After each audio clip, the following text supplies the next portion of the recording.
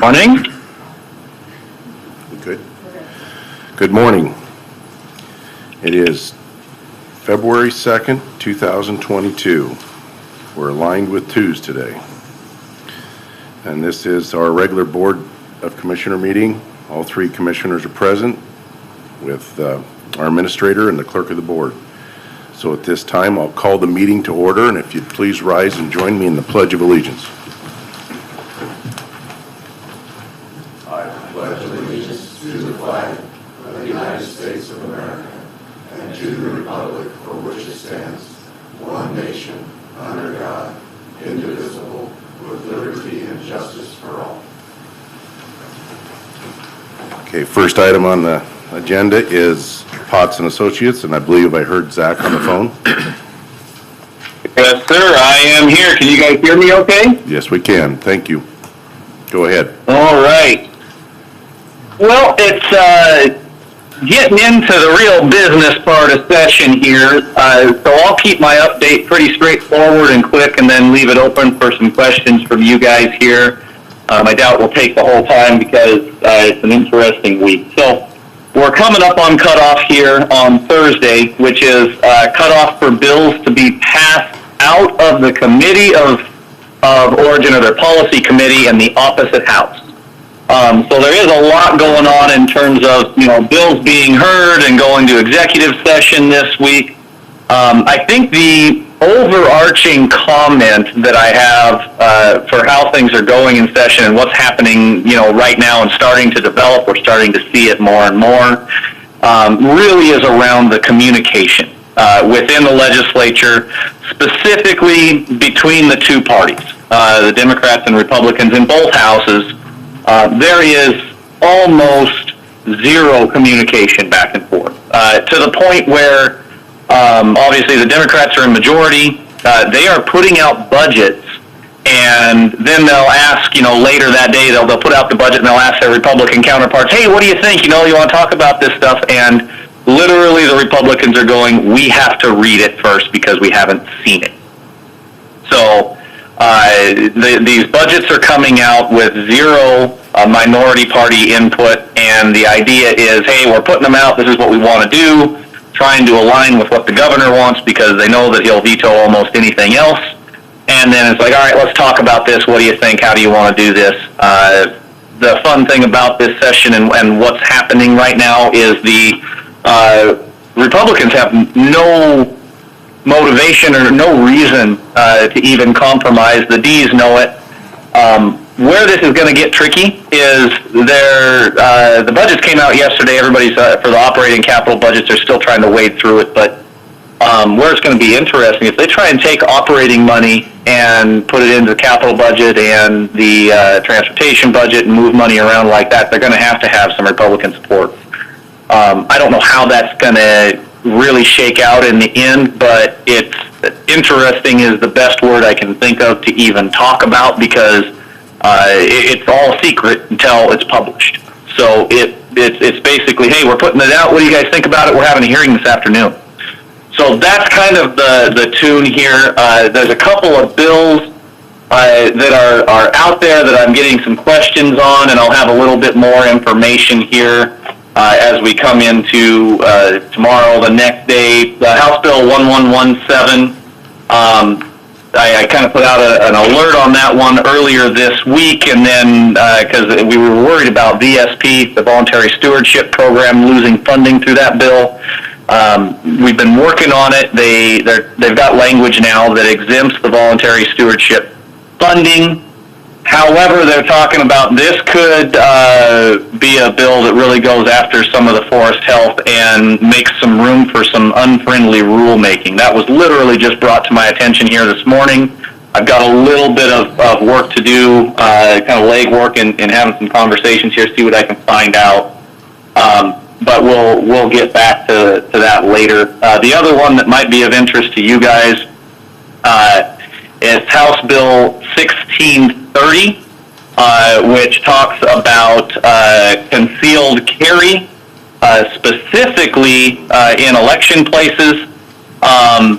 but it's being pushed by the auditors, I guess. But there's some concerns with this bill. Besides limiting open carry, there's some concerns with this bill specifically around. It says, if there's ever any public meetings held in an area, you can't open carry in that building or location, whether it's a city or town or county or whatever. So the question comes up, even if there's not a meeting going on in or around your courthouse or in or around a public building that may one time hold a meeting. So that could be, it's a little bit broad in that respect, beyond the fact that it's obviously something I know that you guys are going to be opposed to. So we're looking at those particular things in that and really kind of trying to come out of this and see if maybe these are just going to be things that will just die. We've had some interesting stuff coming out of the Senate. Bills have been moving through the House a lot easier than they have in the Senate. So the Senate's kind of where they go to die. We'll see what happens with this one. They had a hearing on it yesterday, scheduled for executive session on the 24th. I don't really know. It's really tough to get out in front of this stuff right now. Most of these, as usual on the gun bills, they're huge, 60-some pages of people signing in pro and con, and they never get to any, even a close amount of them in the actual hearing. Some of the other ones that they heard, we're talking about 2037, which is modifying the standards for use of force by peace officers, and then concerning ghost guns is 1705. What was that? Oh, that was me, sorry. I can hear an echo.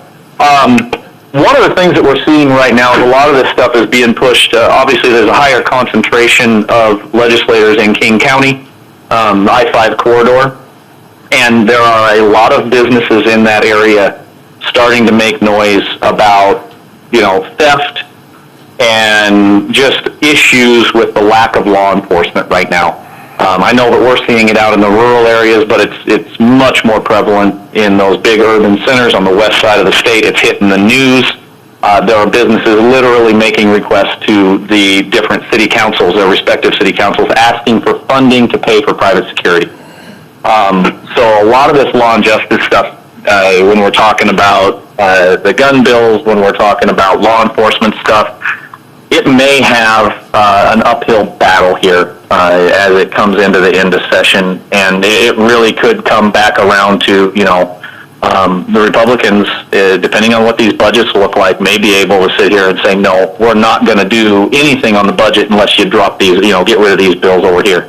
Of course, things like 1705 and 1630 and 2037, things like that, talking about law enforcement, talking about guns, are going to be on that list. So really back to the main point here, communication is absolutely horrible between the legislators, and everything's a surprise to the Republicans. One of the things you guys expressed some interest in previously was Senate Bill 5909, which is limiting the governor's power in a state of emergency. Basically comes back every 90 days, and the legislature gets to review it. And if the legislature isn't in session, the minority and majority leaders in the House and the Senate can undo this. Now, that said, there's been a lot of people saying, oh, it's not enough, we don't like it, we want to see more. My kind of stance on this, or recommendation on something like this, is it might not be enough, might not be everything you want. However, it is something, and if we get the policy in place, you can tighten that policy up maybe next year. It's better to get something than shoot for the whole kit and caboodle and get nothing. So that one had a hearing on yesterday. It's scheduled for exec here on tomorrow. So I think they're going to move it forward. It came out of the Senate with a pretty good vote. So hopefully we can get it out of the House and at least get some policy in place. So with that, do you guys have any questions? I'll tell you, we're pretty anemic on the budget conversation yet because we just got the bills and still going through it. So what might I be able to answer? Are there other things that you guys want to watch more closely, or what are your thoughts? Questions, commissioners? Yeah, Zach, this is Commissioner Peck. On 5909, the Emergency Powers Bill, when that was originally drafted, it said if the legislature was out of session, that, excuse me, all four members, the leaders from both parties in the House and the Senate, four members, the four corners as we like to call them, would have to be unanimous in the decision to make any change to the governor's power. That really, to me, has essentially been a veto card for either party. All it would take is one of the four to say no. Has anything on that changed? And has there been any discussion, excuse me, about making a change to that provision? Right now, in terms of discussion, I mean, I know that has been kind of a quiet part of the conversation. I don't know. I can tell you that's probably not going to be addressed. It's not going to change in this bill this year. But again, it's one of those, hey, if we can get a policy in place, maybe we can expand it next year. Hopefully it doesn't pigeonhole us into, hey, we have to have all four unanimously agree. And, to that point, here's the other thing about it. It doesn't say that the governor can't turn right back around and reinstate it. It just says that they get to end it. It just basically puts a piece of red tape out there for the governor to have to go through. So it's a Potemkin bill. It's not really there. Thanks. Yeah, but it's something. It's better than nothing, and the governor's very unhappy about this bill, as you can imagine.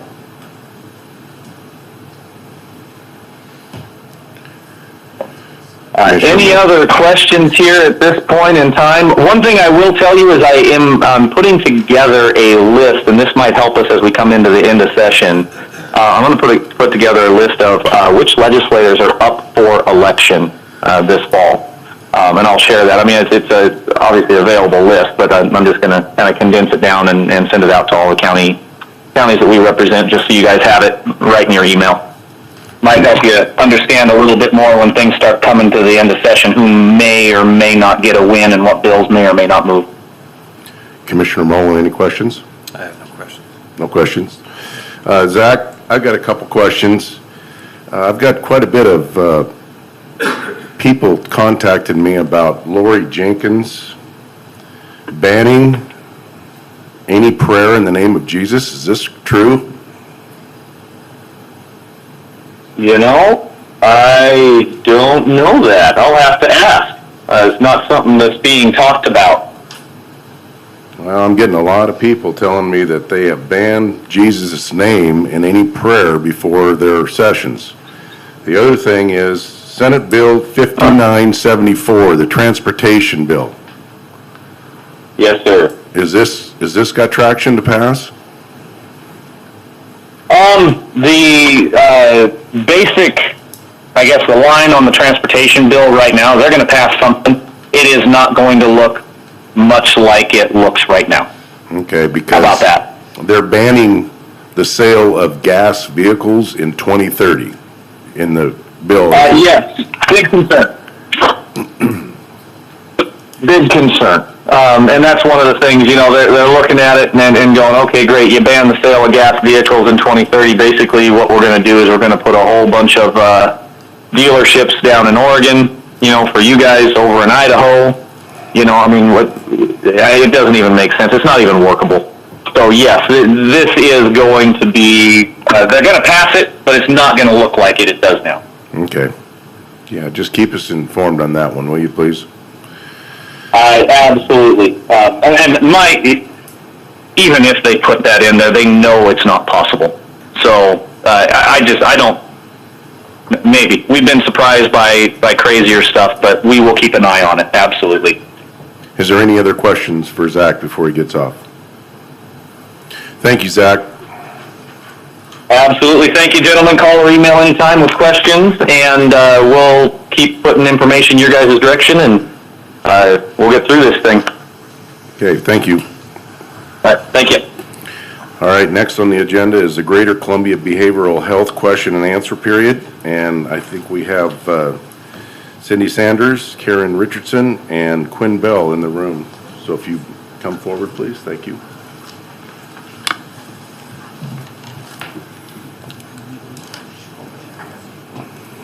So you can understand our concern. Yes. Because Lady of Lords is our hospital here in Franklin County, and they're going to be greatly affected by this. So we're troubled at the fact that they have been, canceled. So we were just asking for some clarity here as to why. Absolutely. So I'm Cindy Saunders. I'm the co-director and the compliance officer for Greater Columbia Behavioral Health. And I understand that you asked a question as in regards to... Yeah, absolutely. Is that better? Yep, okay. I wanted to give the commissioners just a brief background on Greater Columbia because I'm not sure that everybody understands who we are and what our role is in the community in regards to crisis services and how we are responsible for that contract. So Greater Columbia Behavioral Health is an administrative service organization. There are 9 of us in the state of Washington, so all counties in the state of Washington are covered under one of the ASOs. For Greater Columbia Behavioral Health, we are responsible for 9 counties in eastern Washington, and Franklin County is one of them. We are built under a structure of an executive committee. It is very similar to a board of directors. The executive committee is comprised of 1 commissioner from each of the counties that we represent. So we currently do not provide direct services. However, we hold 2 different kinds of contracts at GCBH. One is a contract with the State of Washington Healthcare Authority, and one is a contract with the managed care organizations in Washington.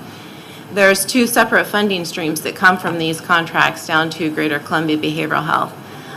From the Healthcare Authority, we have funding in the form of state-only funds, and that is to provide crisis services to non-Medicaid individuals in our communities.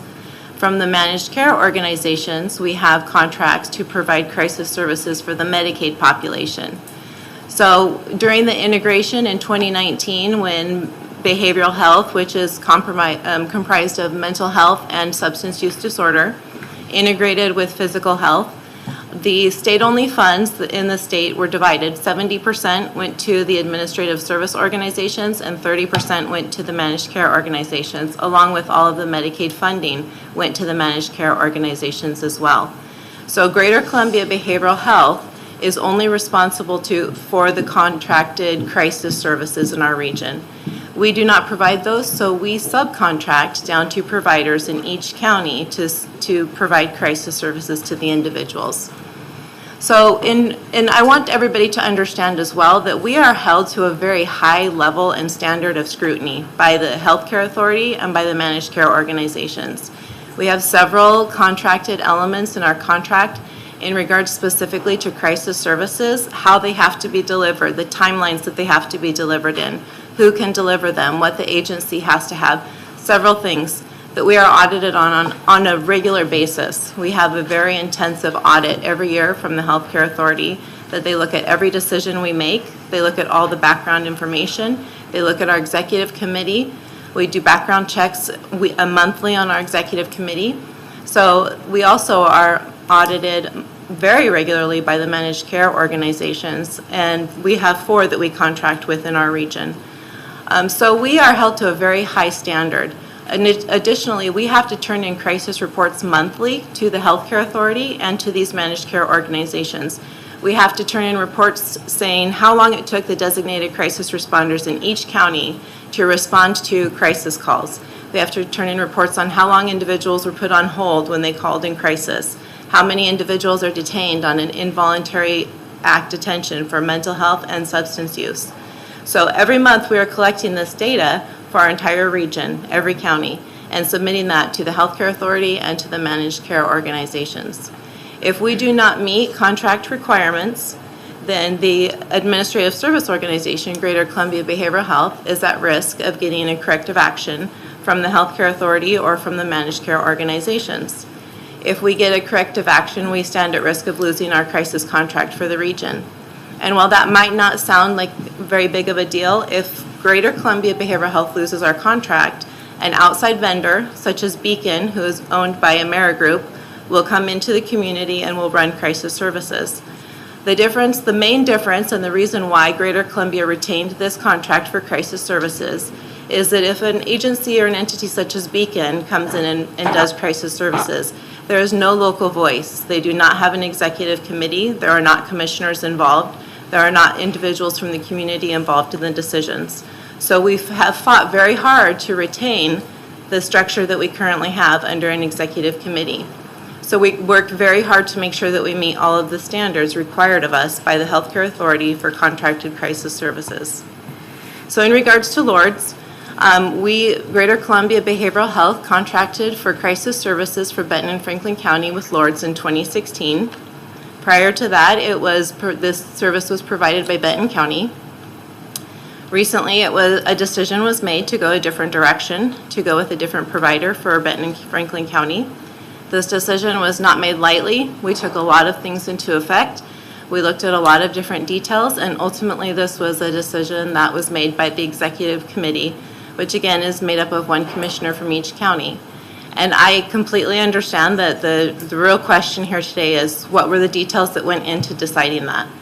I will be very honest with you, we're currently in dispute resolution with LORDS, and so I'm not able to discuss what those details are.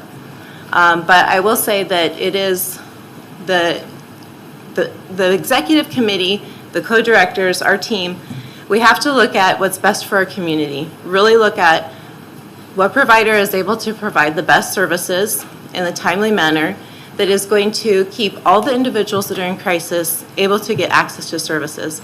We are really struggling in our community. Everybody is in crisis, not just individuals who historically have had crisis services. Everybody is in crisis and experiencing crisis. And we need to be able to have a provider that is going to be able to take crisis calls. If an ER doctor calls the crisis line, they should be able to get a designated crisis responder out there in a timely manner to evaluate a client. We should be able to get these people into inpatient care. We should be able to get these people into withdrawal management and involuntary treatment when they need it. So we really have to look at all that and make a decision that is best for the community, and that is what the executive committee did. We terminated the contract for convenience, and that language is spelled out in the contract that we have with LORDS. We followed all the requirements and took all the steps as required in our contract with LORDS to terminate for convenience, which means we did not terminate for cause. And so that decision, again, was made by our executive committee. I do want to take just a couple of minutes, and I know we've only been given 15, so if I take too long, please stop me. But there's been some things that I've heard in the community that I really wanted to address that were some misconceptions that I wanted to make sure everybody had a clear understanding on.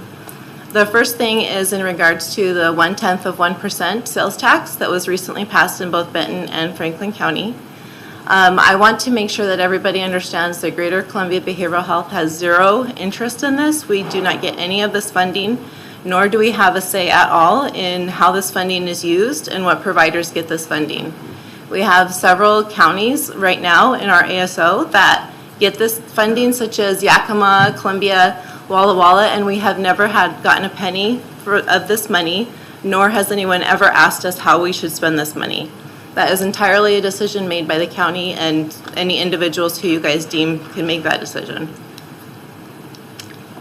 The other thing that I wanted to bring up is in regards to the recovery center, in regards at the old KGH building and how the county is trying to purchase that building.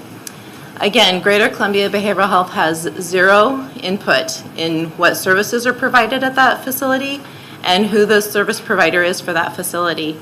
It's my understanding that a committee is being put together of local community members, stakeholders, and providers to make those decisions as to what services will be provided and who the provider will be. Greater Columbia Behavioral Health has not been asked to sit on this committee. We have not been asked our opinion or our input at all. And so I want to make it clear that what we have done with the crisis contract is completely separate from those two issues. Another thing I want to bring up, because I've heard it mentioned a couple of times at Franklin County Commissioners meetings, is in regards to the 2 new staff that we hired at the end of last year. Both of these staff were previous employees of LORDS. That is true. The last year in session, the legislators passed 2 new programs that they wanted to implement, and the Healthcare Authority implemented those through the contracts that we hold with them as the ASO.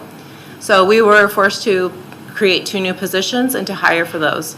We advertised publicly, and I also think it's very important that you understand every single person that applied for those 2 positions was an active LORDS employee. So it does not matter which one of those individuals we selected, we would have been hiring Lord's employees. So it is true that we did hire 2 of their employees. So I'll take a pause. I have some other things. Well, you had mentioned the hospital in Pasco. I do want to make sure that everybody understands that Greater Columbia Behavioral Health does not, nor have we ever had a contract with Lourdes Medical Center. Our contract is only with Lourdes Counseling Center in Richland and only to provide crisis services. So will these services continue? These services are going to continue. The same services that are available now are going to be available in the future. We are planning on contracting with Comprehensive Healthcare to provide services for Benton and Franklin County. Comprehensive is not new to providing services. They've been providing services in this community in our region for over 50 years. They currently are the crisis provider in 5 counties in eastern Washington, which is Yakima, Walla Walla, Klickitat, Kittitas, and Columbia. So this is something they've already been doing. Additionally, they have a facility in Pasco that they have been running services out of for many years. Behavioral health, mental health, and substance use, as well as WISE services. So they are not new to the community. We are very hopeful that Lourdes will work with Comprehensive and have a smooth transition. We want the community to be well served and have 0 gaps in services that are available now. So we're working very hard to make sure that this is a smooth transition to the community. We see people in crisis every day, and we do not want these people to go without any services at all. Another thing I just want to touch on real quick, and then I'll take any questions you have, is the adult inpatient psychiatric unit in Richland. Part of our contract, we did have an exhibit in our contract that included this hospital, so when we terminated our contract, it did terminate the contract that we have with this inpatient facility as well. However, we are required by the Healthcare Authority in our contract with them to pay for all non-Medicaid individuals who are detained on an Involuntary Treatment Act. So we fully intend to create a new contract to use the inpatient adult unit in Richland that Lourdes owns. In regards to funding, this contract termination should not affect that facility whatsoever. The majority of individuals that are hospitalized there have some kind of funding source, such as private insurance, Medicare, or Medicaid, which would fully cover their stay. And again, we are still required to pay for all of the non-Medicaid individuals that use that facility, so we will be using that. And then, I apologize, I said one more thing, but I just thought of one more other thing. Several people have asked if this will affect Lourdes providing outpatient services. And when I spoke earlier about how Medicaid dollars were separated out from the crisis dollars, outpatient services are a Medicaid reimbursable service. So all of the contracts that Lourdes currently has for outpatient services are through managed care organizations. So this contract termination does not affect that whatsoever. And it is my understanding that Lourdes will still will still offer all the services they still do.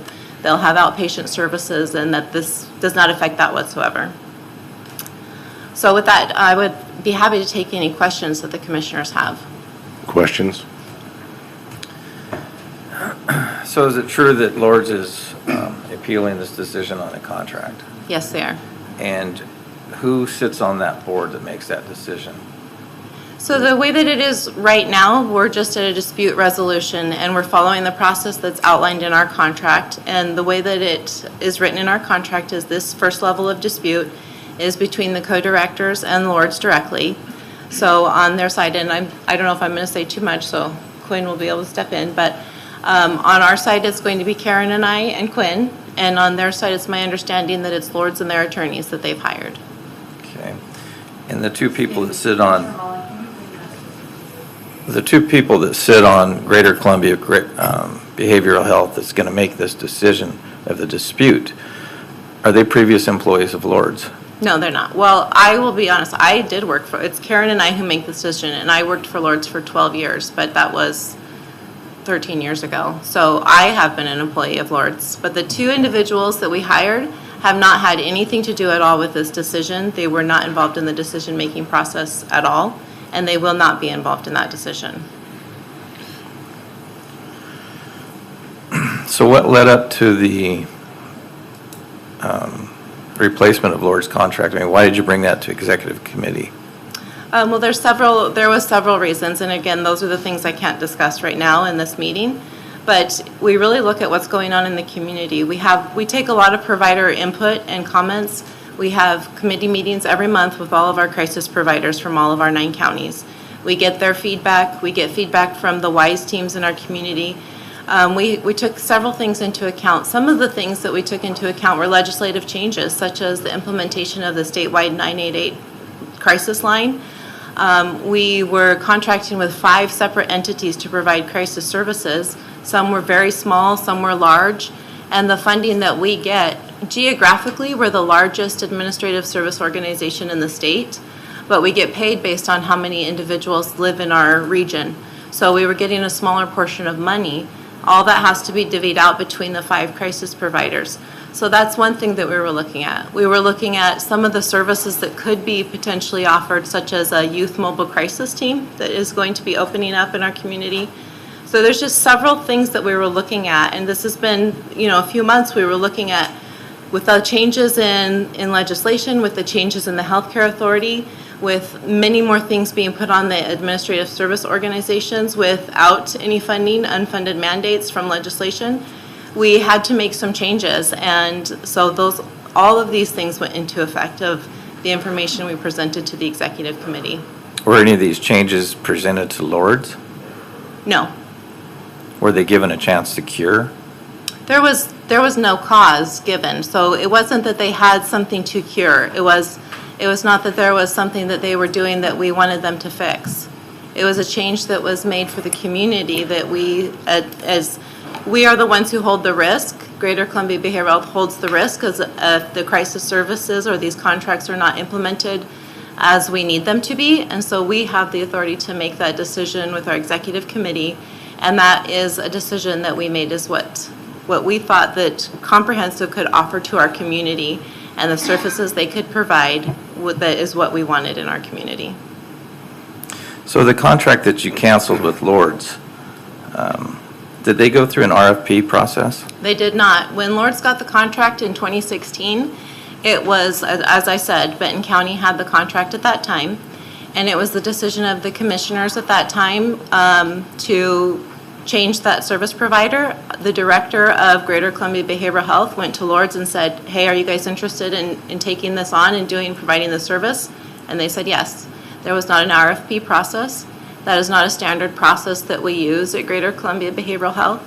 We currently just contracted with 2 brand new providers, again, without putting out an RFP. It seems odd that you wouldn't put an RFP out for a contract of this size.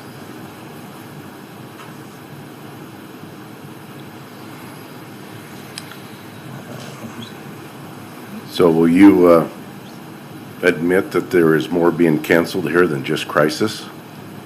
The crisis Lords? contract that we had includes crisis services. Mm-hmm. It also included our contract as an exhibit to the inpatient facility, as I stated. And then the other thing that it included was jail services with a designated crisis provider. So we consider that crisis services. You consider it crisis services, but it's not labeled crisis services, the Benton County Jail, right?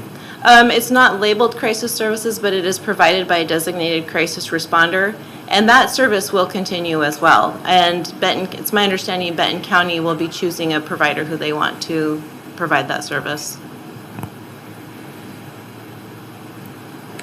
So does the CEO of Comprehensive, do they sit on the board of Greater Columbia Behavioral Health? They do not. The CEO she does not sit on our board executive committee. The individual is the commissioner for Klickitat County. I can't remember his name. Kittitas County. Brett Wattsmith. He's the individual who is on our board. And obviously he is not attending very often, but she is his alternate. And he has chosen the CEO of Comprehensive to be his alternate. The same people you gave the contract to? Correct. You don't see that as a conflict of interest? We chose our service provider based on what services they could offer to our community and what things they have been able to offer to other communities. She was not involved in the vote, so no, I do not see that as a conflict. There are very limited providers in our region who can provide the scope of crisis services that must be provided.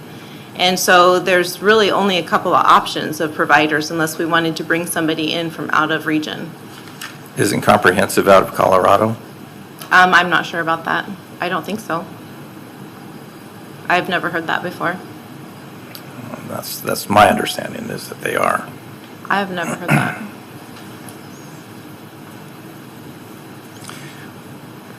So the jail services are really underneath the PAC program, right? PAC, P-A-C-T? They are not under that program at all. It's just completely separate. The They're not. PACT program is a program for intensive services for individuals who are coming out of Eastern State Hospital or who are needing more services than traditional outpatient could provide. And so they'll be put on the PACT team.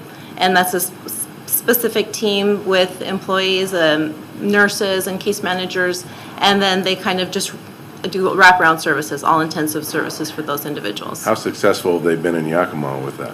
I'm actually not sure. That is a Medicaid reimbursable service, so again, that's a contract between the managed care organizations. The Greater Columbia Behavioral Health does get a small portion of funding that we give to the PAC teams, but they primarily get their funding from the managed care organizations and Medicaid. I'd strongly suggest maybe you look into Yakima and their success, because I've heard that they're failing. Okay. I would be happy to look into that. We've tried to look into some things in regards to like CLIPS or WISE services for youth. And one of the things that we run into is if it's a Medicaid individual, then we are not allowed to have any information on them due to HIPAA. And that's some things that the managed care organizations have told us several times. But I'm happy to look into the PAC team. I know that maybe what you've also heard is that there was a partial PAC team in Walla Walla that had to close because they had not been paid by the managed care organization since last April, and they were owed over $1 million, so they had to close that PAC team. They could no longer provide services, but I have not heard anything about Yakima PAC team. Okay.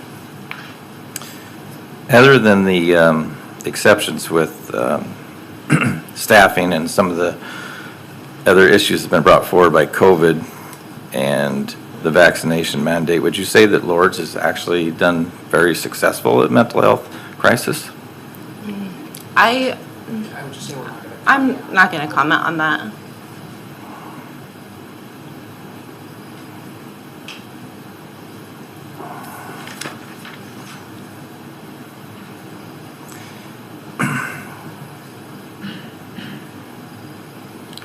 Are you aware, or would you acknowledge that employees, your new employees that were with Lourdes formerly,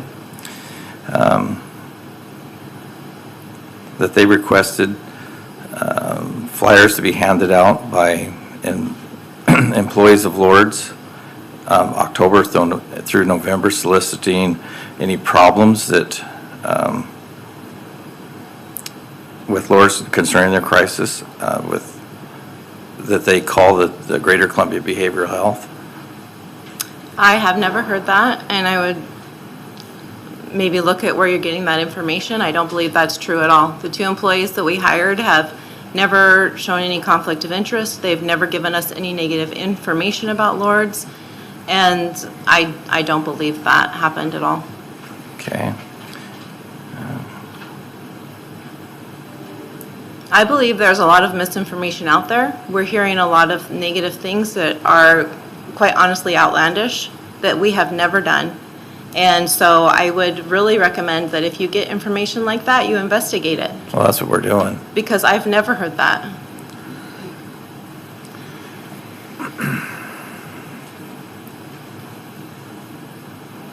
I think you can pretty much be assured that we have been hearing a lot, I bet. because Yeah. let's face facts, there's a lot of money at stake here. How so? The You money- mean with what Lourdes gets What's right coming now? from the state, what's coming, the funds that are coming in, that the Greater Columbia Board of Health is really the manager of, that is allowing you to be the provider. Do you know how much funding that is? No, but I can I've heard it's guarantee paying it's a lot. $6 and $8 million. We pay Lourdes Counseling Center. Yeah, I don't know what we want. It's not that much funding. So in other words, your We are hands giving are them tied. You state-only really- funding for crisis services. We don't get that much as an ASO. So I think that those numbers are skewed. We're providing a small pot of money to Lords to provide crisis services. It's not a great amount of money, and if you're hearing that it is, we are happy to give you our financial information. It's public information. You can see exactly how much we're paying them each month to provide services. I've heard it's between $6 and $8 million. It's absolutely not. And so you can see our concerns, with Absolutely, our yeah. only local hospital here in Franklin County. When you say only local hospital, we have nothing to do with the medical center again, and we will not terminate the two hospitals, the psychiatric unit and the medical center will remain fully intact as they are. The funding that we are giving Lords is for crisis services. It's not for hospitals. So that funding is not going to affect the hospitals whatsoever. And how much is this crisis services funding? Karen's our financial director. I don't have the exact numbers in front of me, but I would estimate it's about $250,000 a month that we give them for crisis services, which, yes, is a significant amount of money, but it is nowhere near $6 to $8 million. That's $3 million. Are you talking about in a year? Yeah, and you said $250,000 a month. That's $3 million a year. Okay. Still nowhere near $6 to $8 million. That's still quite a considerable amount of money. It is a considerable amount of money, but that money is going to provide crisis services to members in the community who need it. And that money is still going to go to provide crisis services to members of the community who need it. The money should not be going to administrative costs or administrative overhead. That's not what crisis dollars are for. They're to provide crisis services to individuals in crisis. And so that is what the money is going to continue to be used for. There will be no holding out of money. We will not be holding any at GCBH. The money goes out to the provider to provide crisis services, and there's a very tight leash on that money. It's audited very strictly on how it's used. So there's not going to be a loss of money to Franklin County. The loss of money is going to be to Lords to provide crisis services, and that money is still going to be in this community to provide crisis services. So your hands are tied. You can't really tell us why you terminated him because of your legal counsel and stuff. But can you list the services and programs from the exhibits? I can, from memory, I can tell you some of the services they provide. So number one, crisis services, and that includes crisis line phone calls.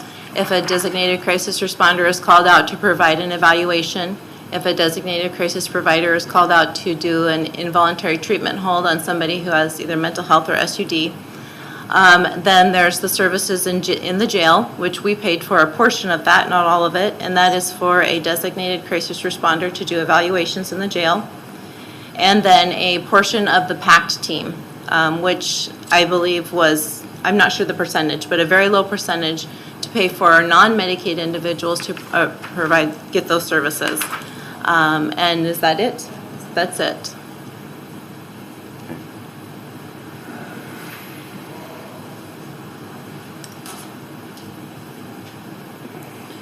Is there any questions, Commissioner Peck? No, I think they've done an excellent job of clarifying the details.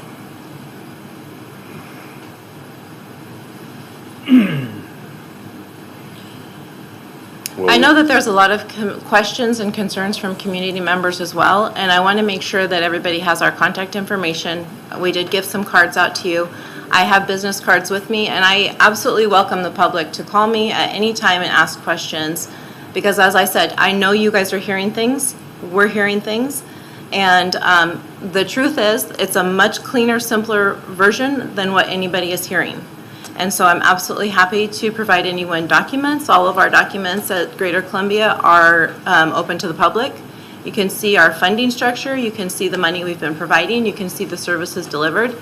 Anybody is available to have that. So I'm absolutely happy to provide that contact information for anyone in the room or any public who would like to call me. Okay. All righty. Any other questions, Commissioner Mullen? So obviously you were in a lawsuit with Lords then? It is not a lawsuit. It's a dispute resolution currently. Dispute resolution, okay. And is there a time of completion of this, when it's going to be resolved? Well, we have a meeting with Lords this Thursday, and then we have 30 days to give them a decision. At that time, if they do not like the decision we give them, they can take their dispute to our executive committee. And they have 30 days to do that, and then the executive committee has 30 days to give them an answer as well. So the time frame is variable depending on how long requests are made. Okay.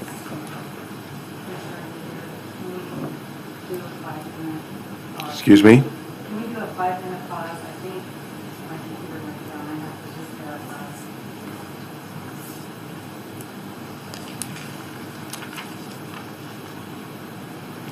We've been asked to pause for 5 minutes because the computer went down.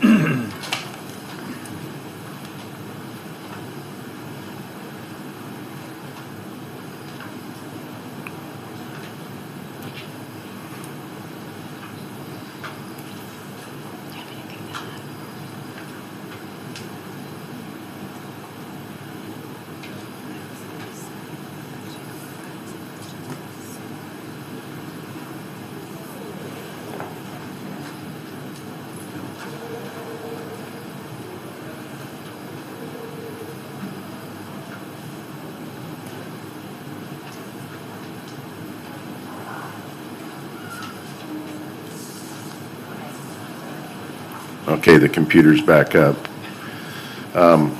Any other questions? I have one further question. I know the funds are coming in from the state and locally here. Does GCBH have any reserve funds? Do you have anything in reserve? And if We so, do. how much? We are mandated by the state contract to have a set amount of reserve funds, and that's 1.7 million. Okay, thank you. I guess the one further question I would have is why was Lord's not given any advance notice or any chance to keep the current contract? Again, because we terminated for convenience. There was nothing that we were asking them to correct or change, and so we would not be giving them any notice. So they did nothing wrong?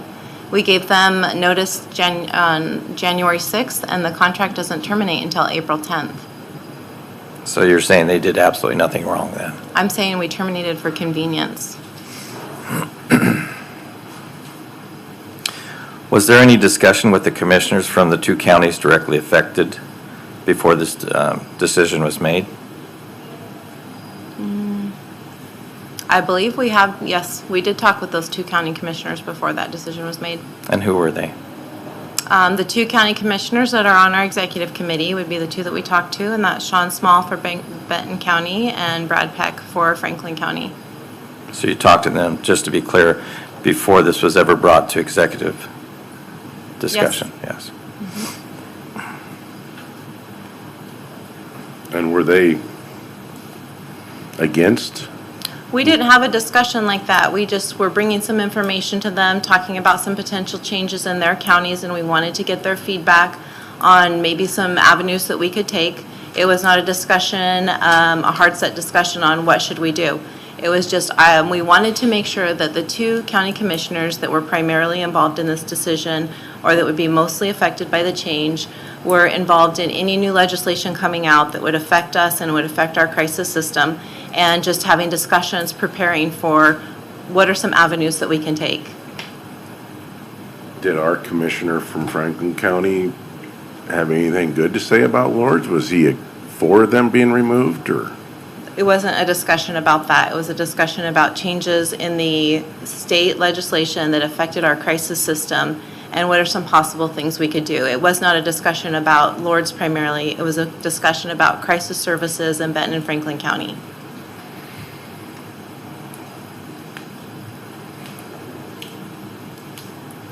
So how will your patients that need inpatient mental health treatment in Benton and Franklin counties, how will they obtain Medicaid benefits?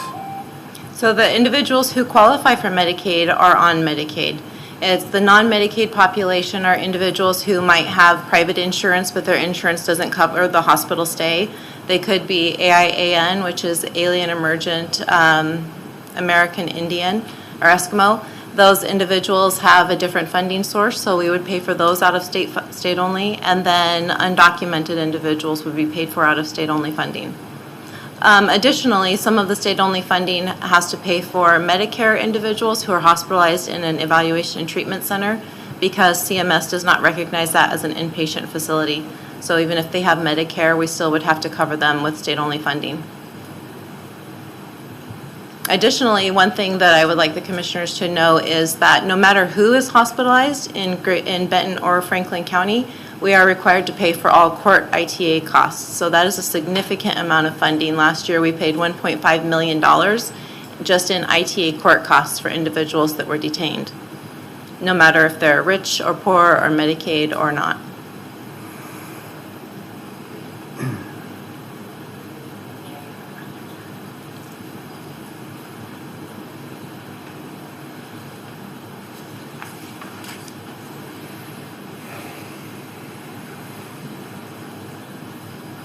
And of course, the facility in Richland you're talking about is Crondelet, right? Yes, Which is also owned by, Lords. yeah. Yes, correct. And we will still contract with that facility.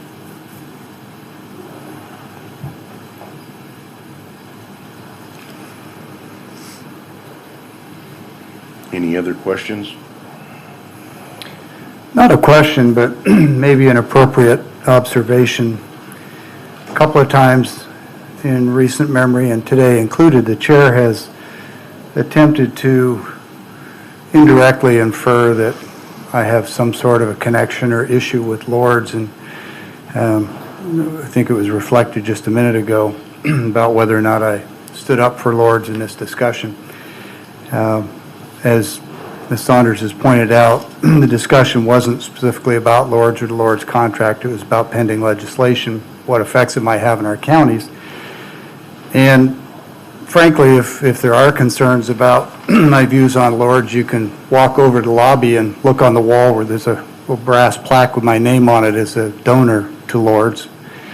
And you can note that my grandkids were born at Lords, that my wife's emergency services and operation, we went to Lords. We are longtime supporters of Lords. So just in case anybody had any thoughts about that, thank you.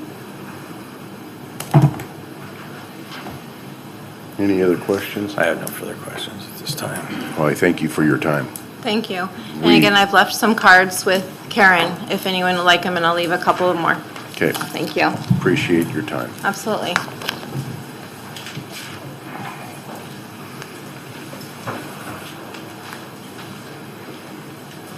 All right, with that, we'll move down to approval of minutes. I think we have two sets of minutes, January 18th and February 8th. Is there any additions, corrections, or? No. Okay, well, the minutes have been approved. Down to office business, approval of vouchers. We have two vouchers before us today. Move for approval of fund expenditures in a total amount of $471,563.82 as presented, and note that it has been reviewed and signed by two representatives of the auditor's office and the county administrator. Second. Been a motion and a second. All in favor, say aye. Aye. Move for approval of salary clearing payroll and emergency management payroll in the total amount of $1,592.87 as presented, and note that it has been reviewed and signed by two representatives of the auditor's office. Second. Been a motion and a second. All in favor, say aye. Aye. Moves us down to the consent agenda. I believe there are 6 items on the consent agenda.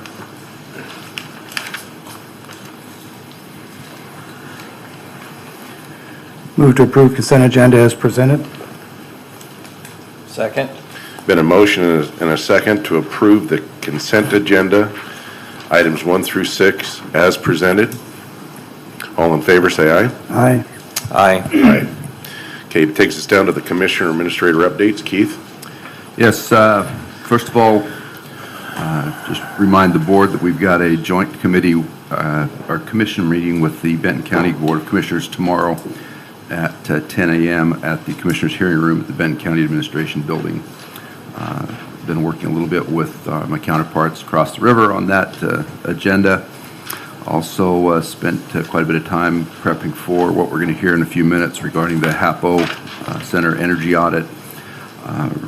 Received a call regarding our fleet management with Franklin counties, and met with the folks that are making a proposal to the county.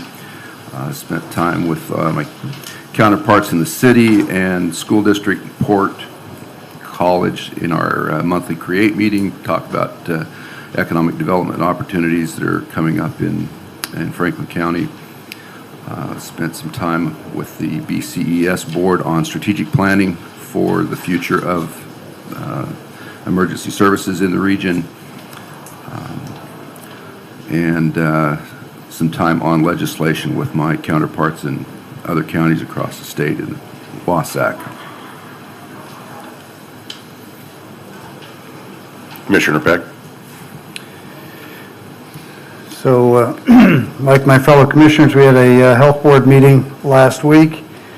Met with a group of local citizens who are working on an economic development and marketing project that involves upgrading and improving lighting on bridges in the Tri-Cities.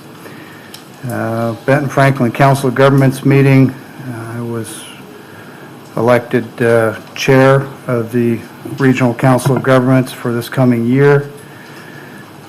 The Legislative Steering Committee, which is the lobbying arm of Washington State Association of Counties, had our weekly 2-hour review on pending bills and legislation.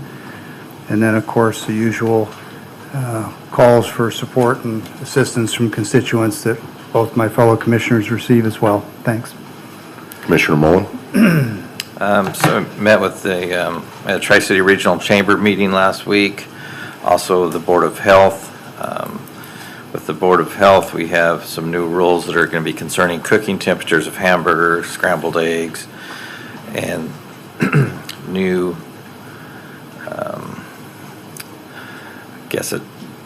I call it testing for new not new managers, all managers of food establishments, and that has been placed on hold for a short period of time in order for it to take place. So it's coming up, but it's not anything that's going to be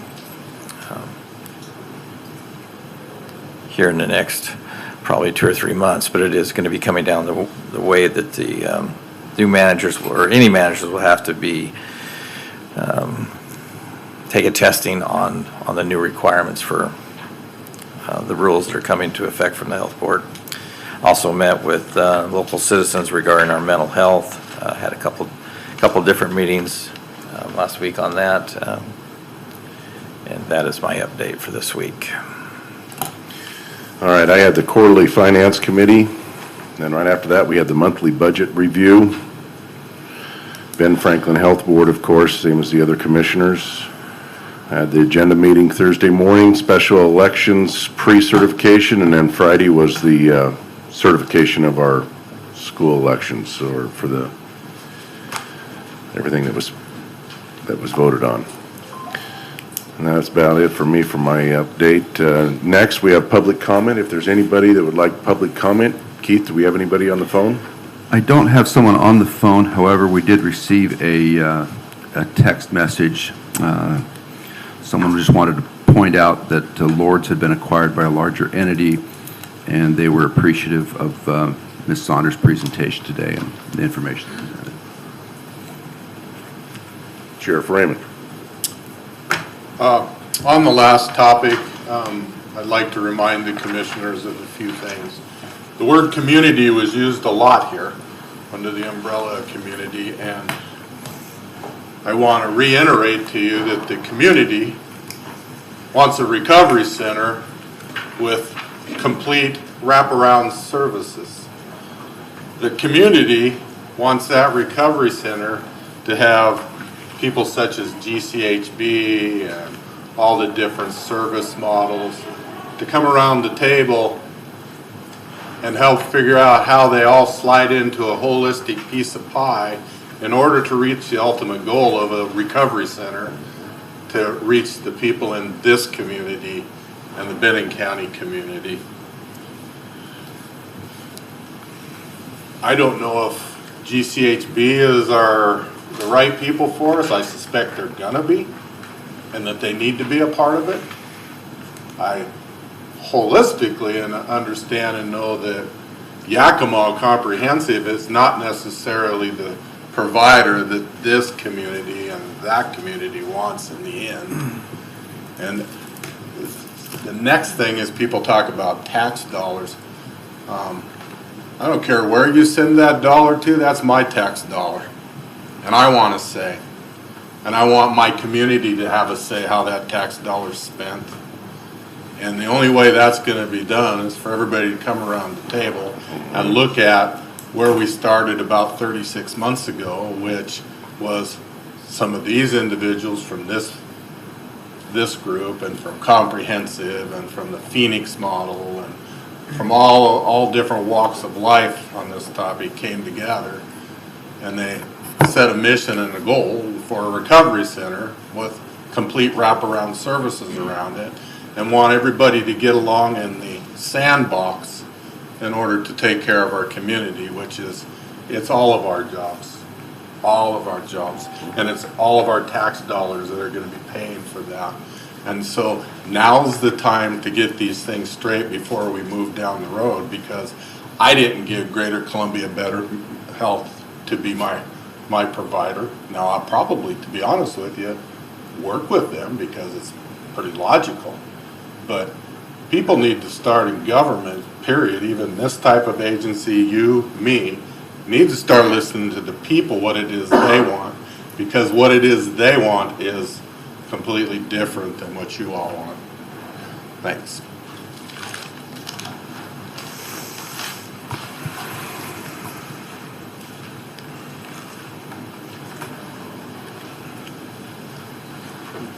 Good morning, Commissioners.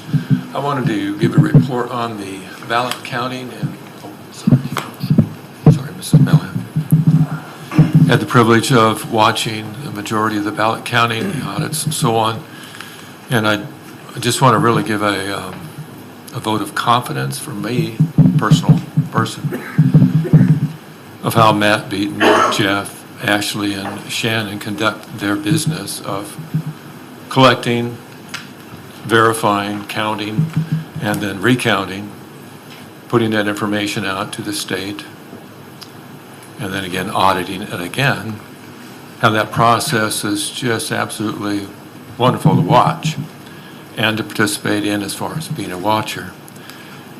I do want to compliment, I don't know if it's a backhand compliment or not, but Tri-City Herald just recently mentioned the fact that Franklin County had the most rejected signatures on the ballots. I consider that probably a really great big old gold star right in the middle of the forehead. They really create work for themselves if they reject a ballot, if they look at a signature and say that, this is not right. And they take some extreme steps to make that correct, all the way up into including involving Mr. Sant, if necessary. So the integrity of the system that I see down here as far as audit and ballot counting is just really fantastic, wonderful to watch. Now, what I want to say next has nothing to do with Matt and his staff. The state has come in with an audit. It's the second time. It's a beta audit. And from my point of view, it actually casts a doubt, or it really allows one to think about something wrong could be wrong with the system, if you will. And the reason for that is the fact that we, the human, are verifying or trying to verify what has been received by the state. But the software program that they have there, the computer is verifying what the human is seeing versus the human confirming what's on and taking in results of the computer. If that makes sense. It's just backwards. If the computer presented, this is what we got, this is what we counted, and I'm looking at the ballot, yep, that's right. And then I say, yeah, that's right. I'd have no problem with that. I do have a problem with the fact that the computer's giving me feedback. I'm saying this is the choice, and the computer says, yeah, that's right. No. An algorithm could be written pretty easily. So I'm just saying it casts doubt. It's probably very accurate, but it's certainly not as accurate as a hand count. And again, that one, which is separate from what we do, that's an extra thing, actually for me casts doubt on the process of that state audit. Otherwise, I think we have a lot to be thankful for as far as the folks that work and do this. That was my comment. Thank you. Is there anybody else for public comment?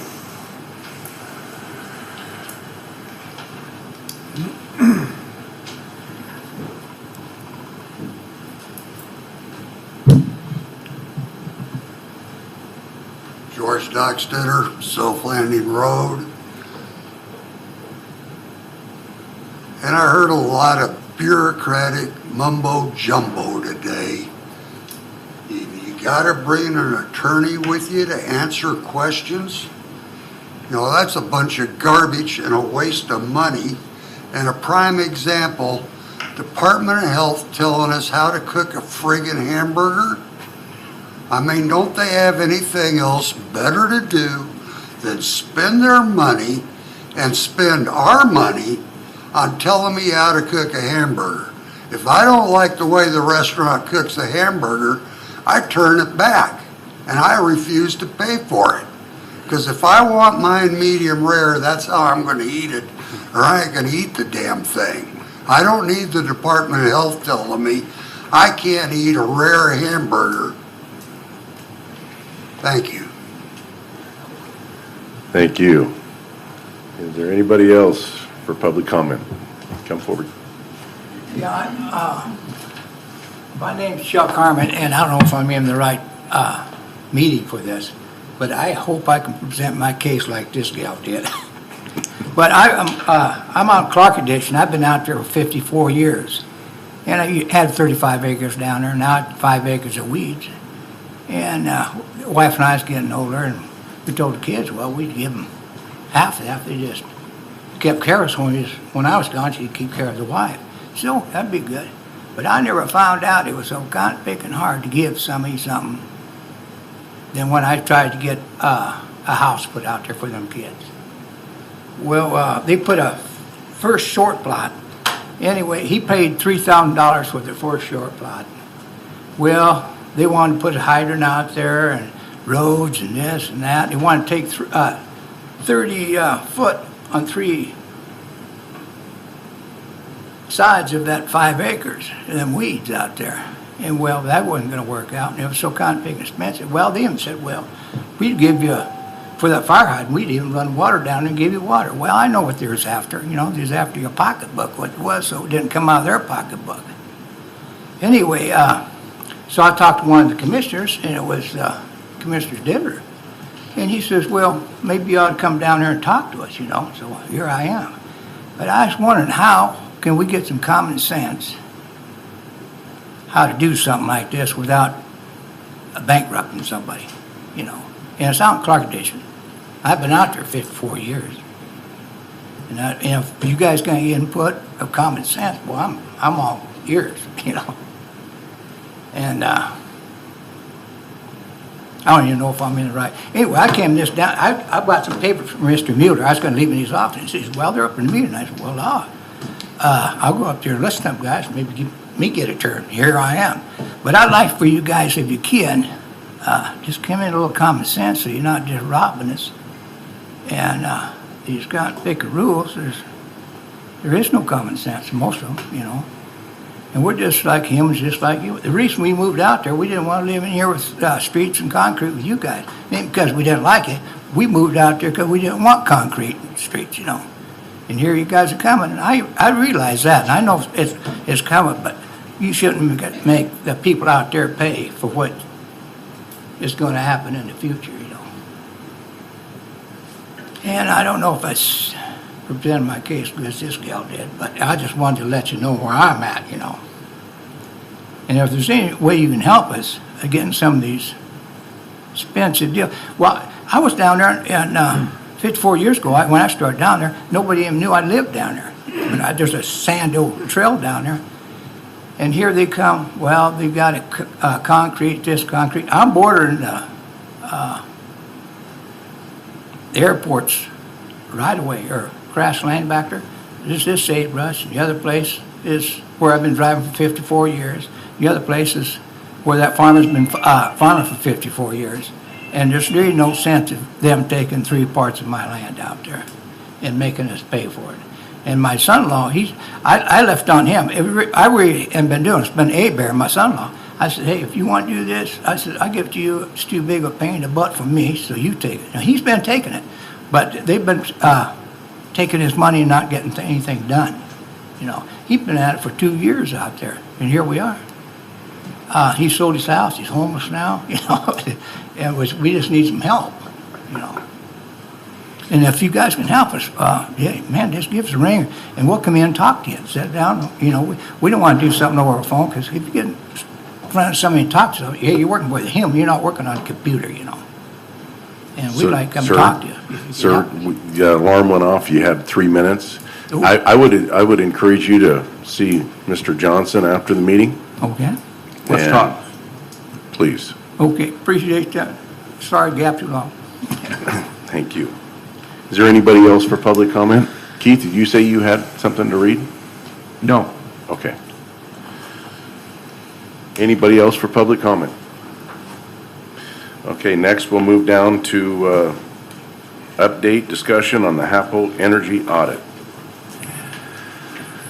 Yeah, if I may, Mr. Chairman, just briefly introduce the topic here. Yes. We have representatives from McKinstry with us today, Christy Hoffpower and Lance Funk, who have been with us. Scott McGann is also with us for any questions. But I've asked them to kind of walk through the process of where we have been a little bit and where we are right now with respect to the energy efficiency update and plans for the HAPO Center. We're well aware that many of those systems out there are beyond their useful life and need to be replaced. They're at end of life. We can't find parts for them. We're at risk of having some major downtime or malfunctions if we don't do something.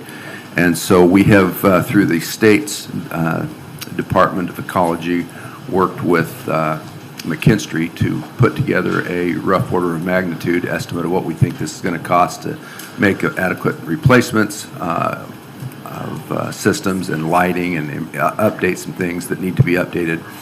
So without me spending too much time talking about it, I'll turn that microphone to Lance to kind of walk us through what we think is needed right now. At the end of this, or kind of the point of this discussion is to allow the public to kind of be a little more aware of some of the details of what we're considering and doing, and then ask the board for authorization to begin moving forward with issuing RFPs and contracts for some of these changes that need to be made. Lance, is there anything I need to add in terms of high-level overview to introduce the topic? No, I think while we get this up, you did a pretty good job of covering. So this has been an ongoing process. We actually started talks about HAPO a few years ago, and then we got into this investment grade audit this fall and started going through. We'll go in a little bit more detail here in the presentation, but just to kind of give you and the public a quick refresher on what kind of steps we've taken so far. As we started working with Tom, looking at the equipment that he has that is at or past end of life and at risk of failure and extended repair, putting HAPO basically out of order, not being able to use the facilities for prolonged periods of time. That, coupled with HAPO's size and energy efficiency, puts it at risk for what was known as House Bill 1257, that's now known as the Clean Building Performance Standard. Taking that into account, we looked at all the needs / wants of the HAPO Center to get it renovated up to as most useful of a facility as could be. From there, we kind of looked at paring back to what are the bare minimums and what would we need to do to make sure that we, extend the useful life and increase the flexibility of the facility moving forward to accommodate future events, and B, get it as close to, if not beating, that clean building performance standard metric to avoid the penalties the state would inflict on the building. So we've gone through a couple different iterations, and what we were planning on presenting to the commissioners and the public today is a phased approach that we're looking at. That phased approach looks at each of the three main spaces of HAPO, the expo hall, the atrium, and the arena, and breaks those up. It's actually split into two phases. The first phase being the expo, atrium, and all interior and exterior lighting. And then the second phase would be the arena HVAC system. And we can go into why that phase split was decided. The third phase that we're showing on here, which we know is not of particular appetite to the county, and we're not proposing it at this point, would be to add a net metered solar array to HAPO. The only reason that we have that on there currently is without a very detailed schedule on how this building is going to be used. We're not 100% certain at this point whether or not, and we're not to our guaranteed maximum design, 60% design where we lock in all of our guarantees. We don't know for 100% certainty at this point that we will meet or exceed that clean building performance standard. And especially with this phased approach, we're using that solar phase 3 as kind of the ace in the hole, so to speak, to lower that building usage to get away from those penalties. However, there is a high likelihood that implementing phase 1 and phase 2 will get us below the target and move that building out of that risk category. So with that, I'll turn it over to Christy for just a second so she can talk about where we're at in this greater process for the commissioners and the public. Thank you. So just a reminder that we're using the energy savings performance contracting process. So we're in contract to do an investment grade audit. This is where we're looking at everything, started with everything that the building needs.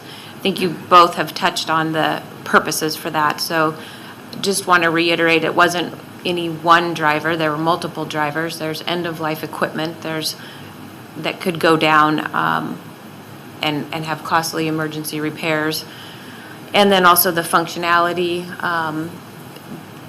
being able to split up the heating and cooling into different zones instead of having to have it for the whole building, could adjust it for where there was occupancy, improve the outdoor lighting. I think there's some safety issues in having some brighter lights in the outside.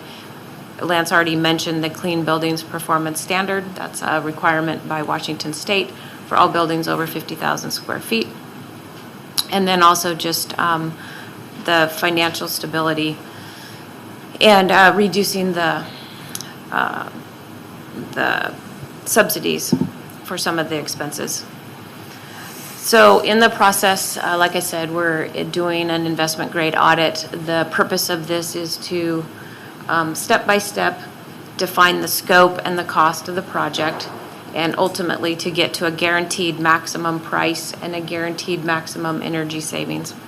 And we are at the rough order of magnitude, so we've, as Lance said, we've done multiple iterations, working with Keith and with Tom on what the priorities are, and then prioritizing what needs to take place, and then putting that into some possible phasing.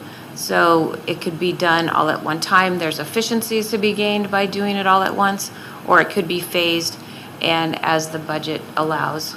So I think Lance will talk to you about the different phases and what's included in each one of them.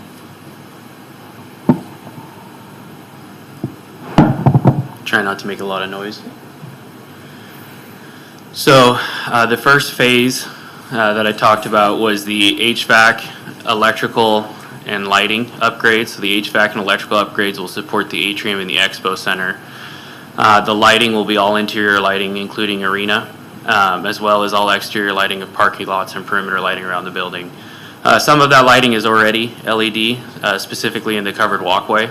So we're not altering anything with that. We're looking more at The lights in the parking lot, which currently it's more cost-effective to operate 24/7 than shut down and turn back on, which, shortens the lifespan of that and increases your maintenance cost and spend.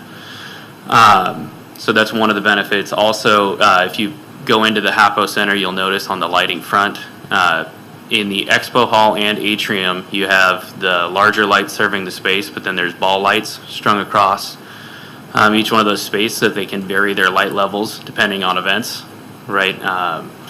So the new lightings will have a control system that will allow you to dim and section off areas of the room. This helps with energy savings as well as the flexibility and functionality of the space to hold different types of events, giving Tom and his team more flexibility when it comes to scheduling different types of events to fill their space. The other piece that's added in that is the roof system of the Hvac is a good condition metal roof. Some issues that it currently has, however, is the seals on all the fasteners and seams are leaking because of their age. This building was built in 1994, right? So that puts it at 26 years old today.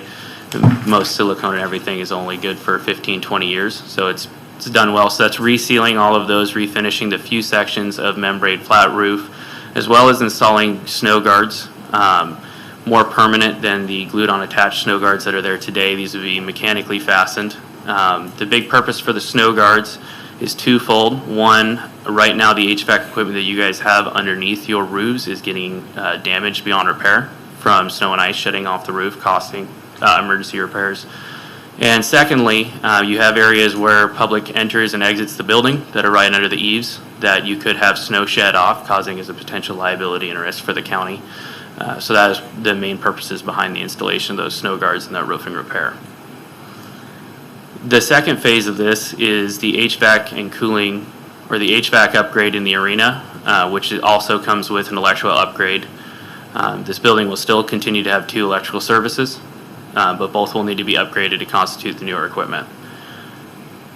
This is the second phase, as the Expo Center is the majority used area in the Hvac, and that equipment has significantly less resiliency than what's existing in the arena, meaning it needs to be replaced earlier in order to maintain the current functionality of the Hvac Center. And along the cost split, the arena is the bigger cost. We have discussed multiple options and avenues of reducing cost in the arena. As that's in phase 2 right now, we'll continue to further that discussion once we get to the point of implementing phase 2. And as I had spoke before, phase 3, we're not proposing or recommending at this point. However, if we do get to the point we realize that, hey, our scheduling is not going to get us, or it's just barely on the cusp of meeting this clean building performance standard target, we can go after Department of Commerce grants that will help pay for up to 50% of that solar array, reducing the cost to the county and making sure that we stay under those targets to make sure that that building is not penalized. One thing I wanted to note is these costs were put together through December and January of this spring on these ROM estimates, rough order of magnitude estimates. So you see a pricing range there. As I'm sure you guys are intimately aware of, in this past year we've seen some amazing inflation and lead times and issues with construction and material costs. So those estimates, that was the reason we put the date on there, just so you guys were aware of when we had those estimates and what those prices were good at.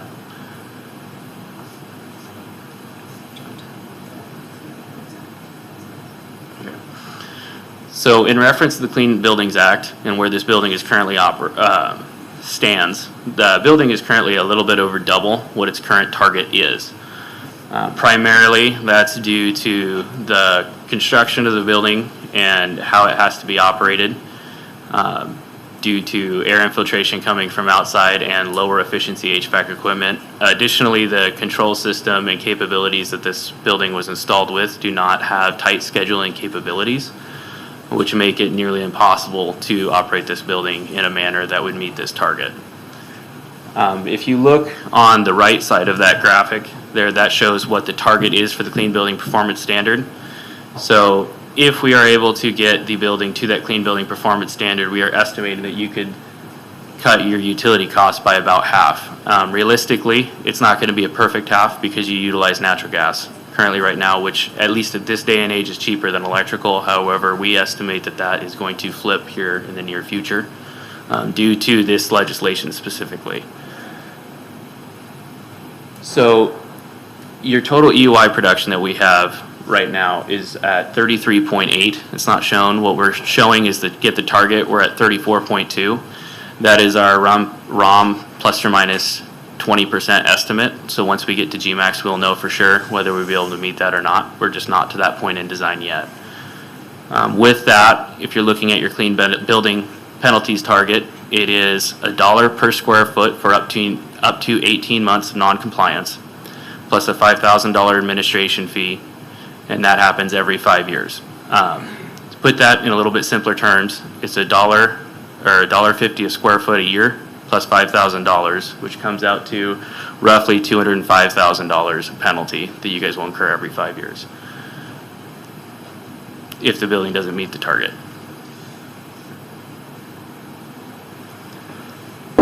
As we kind of talked about before, the main drivers of this project were to increase the functionality, reduce the energy costs, reduce subsidies from both the city and county into this building, and make it more reliable for future, as well as meeting the clean building performance standards. So when we initially looked at this, the scope was much broader of all of the things that we could do. Hey, if we could fix every issue that HAPO has, let's look at all of it. And we wanted to pare back, but make sure that we were still checking all of these critical pieces that we aim to address at the beginning of this project.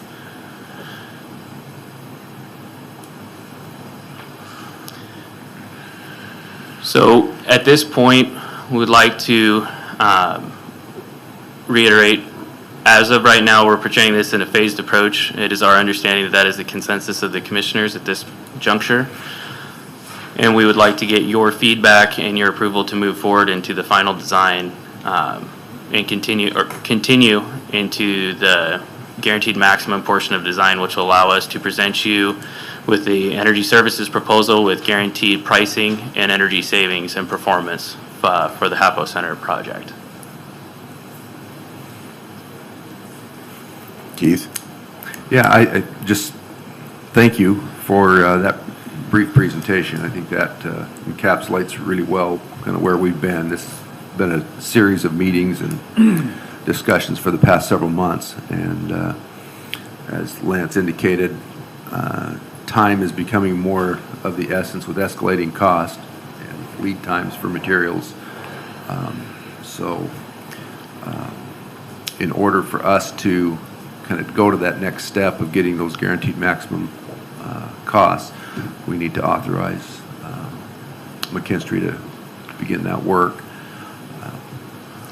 But I wanted to answer any questions that the board had and make sure that you felt adequately informed of what we're intending to do. Most of the funding for this, of course, is going to have to come from our allocation of ARPA funds.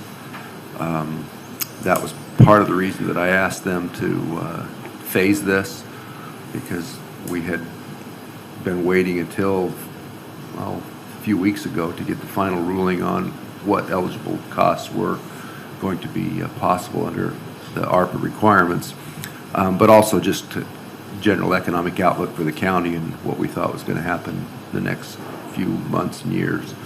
So with that, we'll certainly stand for any questions that you may have. Questions, commissioners? So the compliance penalty fines, you said it's $205,000 every 5 years. Correct. Okay. That's off an estimated square footage of 133,000 square feet. I don't have the exact square footage in front of me, but it would be close to that. What is the expected life of the building out there? The physical structure is a steel structure building with metal siding. The structure would last long past the equipment that we're putting into it at this point, assuming no major detrimental, fire or extreme snow load or anything, barring that. So how long will this equipment last?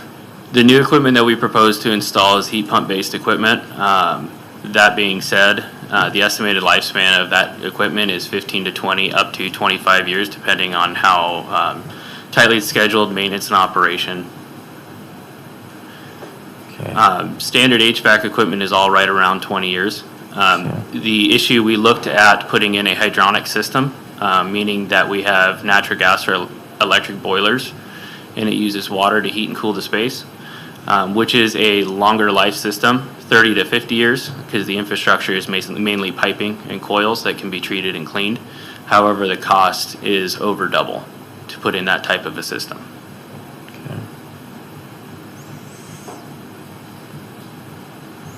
Does the arena side right now have air conditioning? Okay. Currently, my understanding for air conditioning is Tom and staff will open up the doors and put in fans, anything to move air through there through the evening, and then come in early in the morning and close it. The issue is that might keep it cooler for the morning. However, once you have bodies in there and you're doing anything that heat gain from either people or equipment in that building, even with moving air would not keep that space below. If it was 90 degrees outside, you'd be lucky to keep it 90, 95 in most of the day. Sometimes you might be able to keep it 80, but you wouldn't be able to keep it in a reasonable temperature range. Sure. How long has the Expo Center had air conditioning? To my knowledge, since it opened. Pardon me? To my knowledge, since it opened. Since the building's been open, to my knowledge. It was a swap cooler on the roofs. Okay. In the beginning. And So then they had it went down to the ground units. I don't know. That was before my time. Okay. I have no other questions. I mean, other than the funding, it'll all come from, there'd be no funding coming from the local residents. I don't want to overcommit on that. I mean, the short answer, yes, that's true. Okay. We're planning on using ARPA funds for it. All right.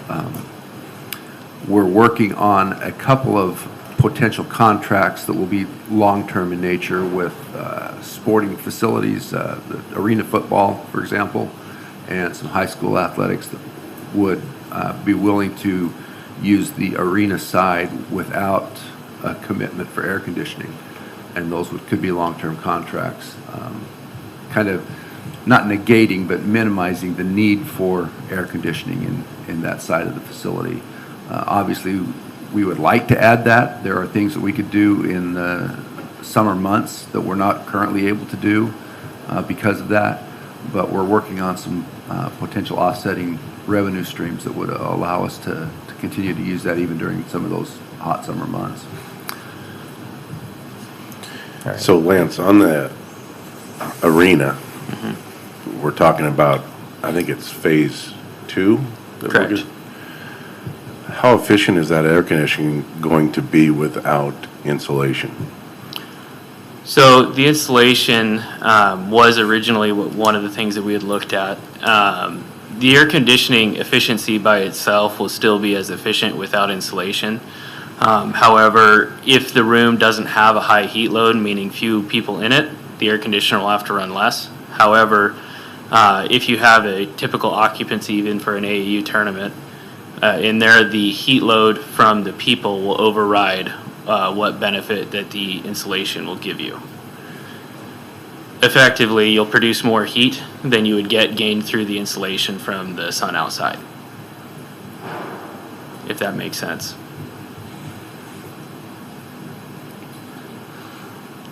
That being said, the system the system will be capable of locking out air conditioning and letting it go to larger temperatures, as well as the system will have integrated economizer cooling. Economizer cooling is just using outside air to ventilate the space when it's in a reasonable temperature that it can actually cool the space. So you will only be using cooling in the hottest of months.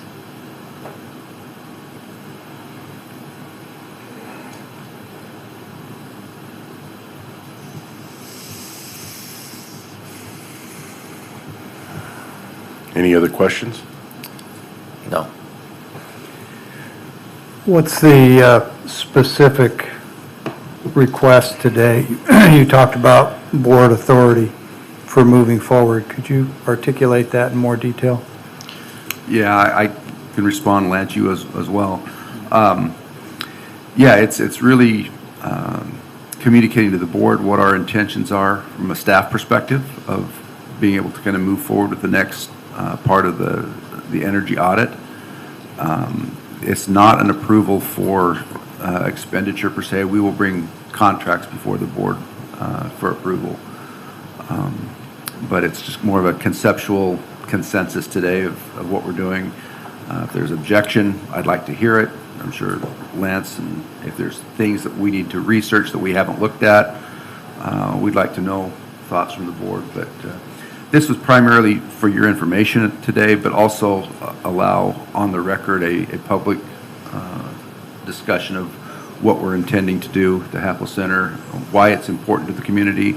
The county as a business entity doesn't gain all of the economic benefit of having the Happel Center directly. We do pay a subsidy to operate the facility, but Visit Tri-Cities and others have done several economic studies of the benefit of the Happel Center to Pasco and Franklin County, and it's in the multi-million dollars a year range. Tom, I don't know if there's the latest, but I want to say $12 to $15 million economic benefit through restaurants and jobs that are provided to non-public sector businesses in that, not just that immediate area, but throughout Franklin County. Hotels and other businesses that are able to thrive as a result of having a facility of that scope and size in our community. So let me try it again. I'll ask it better this time. If we concur with moving forward from where we are now, are there any hard costs that we will incur as a result of that decision to move forward? So you'll refine and get input from vendors and providers and basically refine and improve the fidelity and the detail of what you have so far. Correct. Because Keith mentioned contracts, and I was good right up till he said that. So currently, we're in the investment grade audit contract, which you have already approved. All right, so we're still covered. As part of that contract, which will roll forward into the rolled up cost, what you saw there for phase one, the investment grade audit is part of that number. It all rose together under one larger contract called the Energy Services Proposal that we are putting together currently. To give you an idea of the process where we're at. So currently we're sitting about 30 to 40% of design to get to that guaranteed maximum point. It's about 60% design, and we actually bring out contractors and receive bids and hard quotes for the design to this point. Once we get that, we put our contract together, we will finish out final design once we are under contract, and then we will go out to those same contractors again and select bids, and then we will implement work. So Keith, am I right that the variable here is simply our contract with McKinstry, and if we were to say, no, we're done, we're not moving forward, it might foreclose that early and save a little money on that contract, but we've already budgeted and committed that, so, okay. I appreciate the further clarity. Mm-hmm. Can I just add that we just also want to be clear that you only want us to take phase one to GMAX, so the alternative, we could do the whole project to GMAX, but I think what we're hearing is that you only want us to take phase one to that guaranteed maximum price. Just want to be clear on that.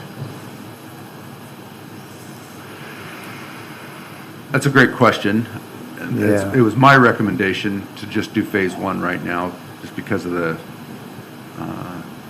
financial impact and being able to provide the funding for it. There's still some unknowns as to where else we're going to be required to spend ARPA funds and what federal infrastructure dollars are going to be available. State budget is still under consideration, so there's some questions that we just don't have answers to yet, and that was my recommendation, to just go to phase one right now.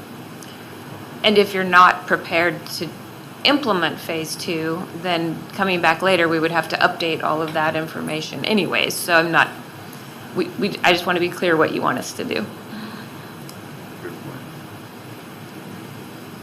So Keith, I think possibly it'd be very good for you to reach out to Pasco we've heard about the economic stimulus that this brings into our community, and Pasco is the one that's benefiting the most. Yeah. We lease in the soccer fields for $1 a year, and I was opposed to that.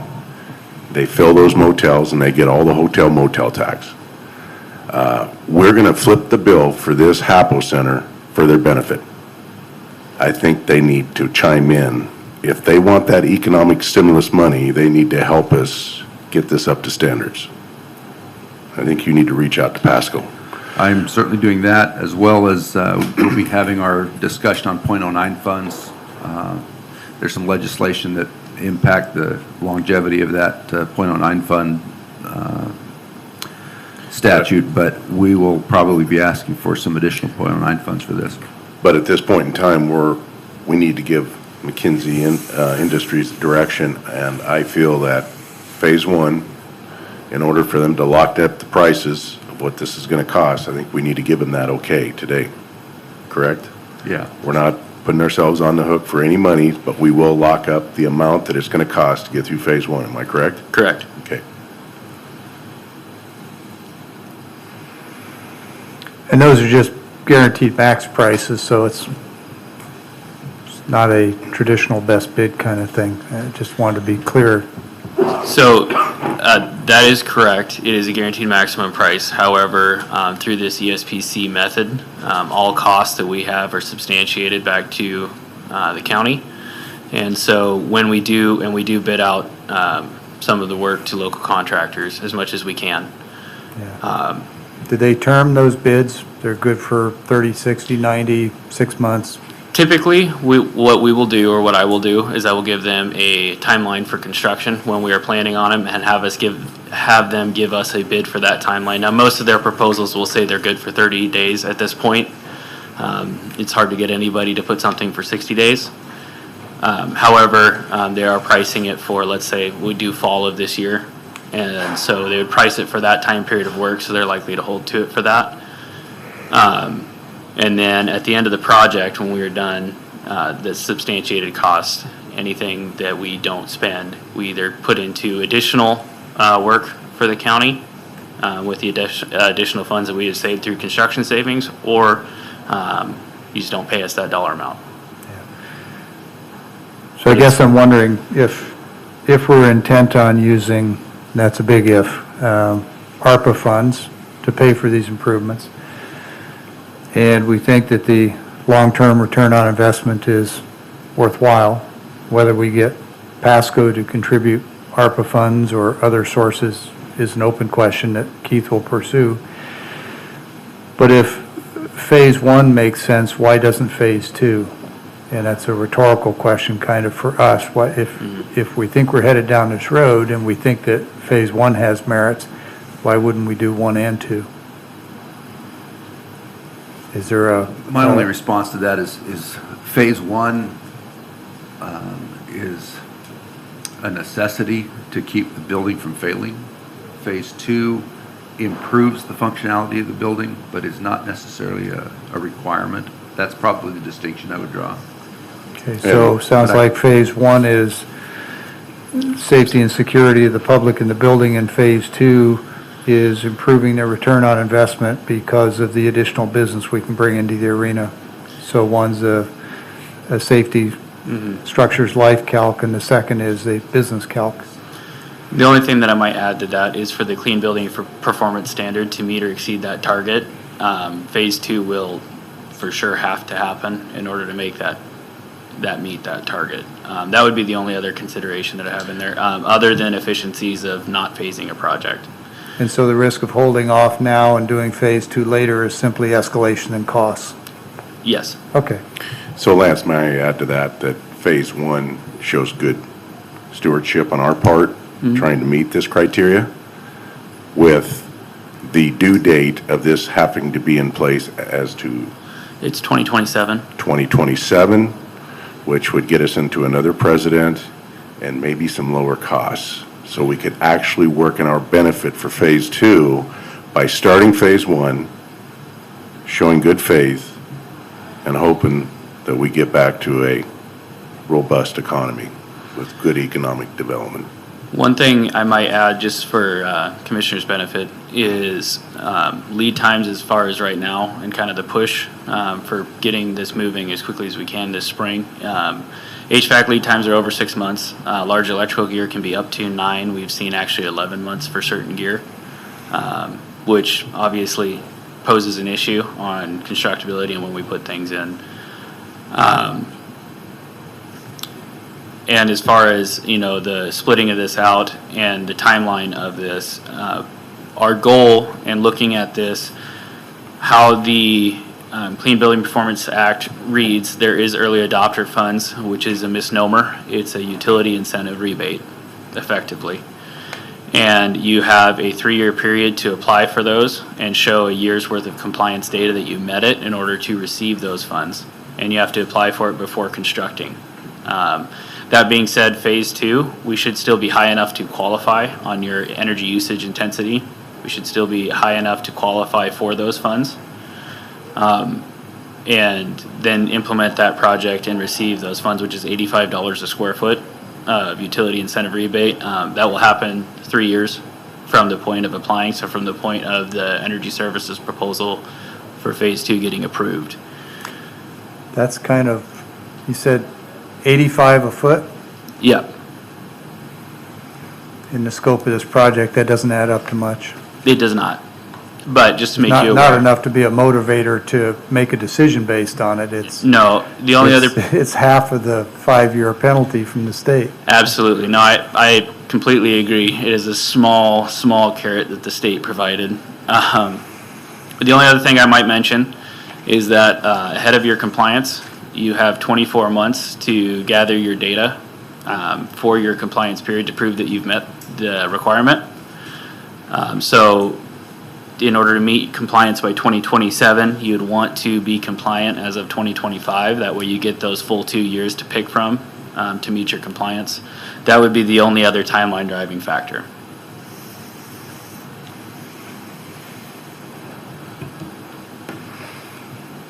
I'm okay with phase 1. I could be persuaded phase 2, but I think there's been some good points made about phase 2, but at least phase 1 seems to make sense to me. Do we need a motion, Keith? No. Just consensus? Yeah. Commissioner Mullen? Yeah, they have my consensus to go forward. We have consensus for moving ahead. Okay. And to clarify to you guys as well, the phase 2 work for the arena, we are bringing forward to the same level of design. At this point, we're just not getting full out pricing and packaging it at this point, but we can provide an estimate to Keith later on if that's something that you guys are still entertaining, is to put it all together. So did you understand this board to give you consensus for phase 1 or Yes. phase 1 and 2? Phase 1. Okay. These gentlemen said move forward. I didn't hear them say phase 1 or phase 1 and 2. I just wanted you to have clarity. Oh, I appreciate that. All right. Okay. Thank you guys. Thank you. Your time. All right. Next, we are moved down to the administrative office business. Keith? I've got a couple items for executive sessions, but that's all I've got to Okay. conduct. With that, we'll move down to public comment. Anybody for public comment? Do have one person on the phone, Mr. Chairman. Okay, we'll take that first.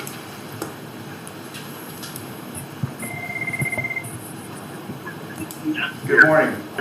Ms. Hatch, Yeah, you have Yes. the floor for 3 minutes. okay, thank you. So I was calling after listening to the presentation about the HAPO Center several years ago, and this was pre-Commissioner Didier and Commissioner Mullen. I had recommended that we need to sell the HAPO Center. We should be collecting dollars from it, not sinking tax dollars into it.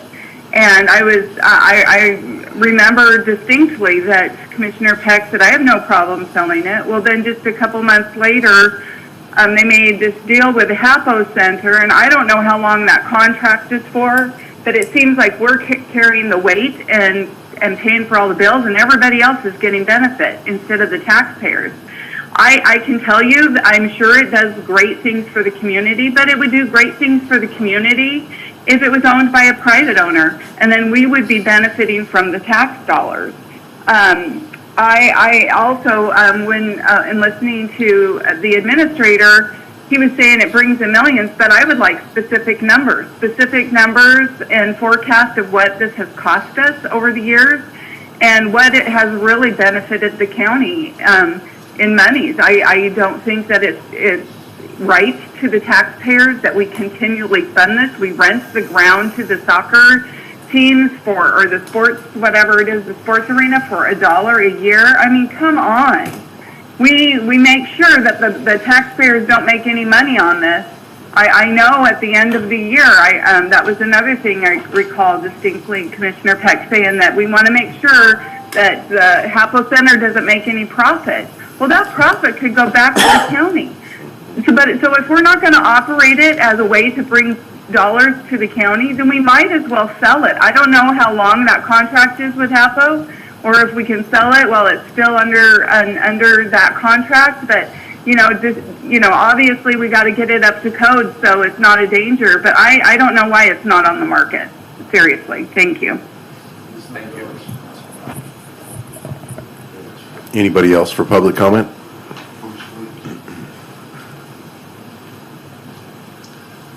Approach the bench. Yes. Thank you. Thank you.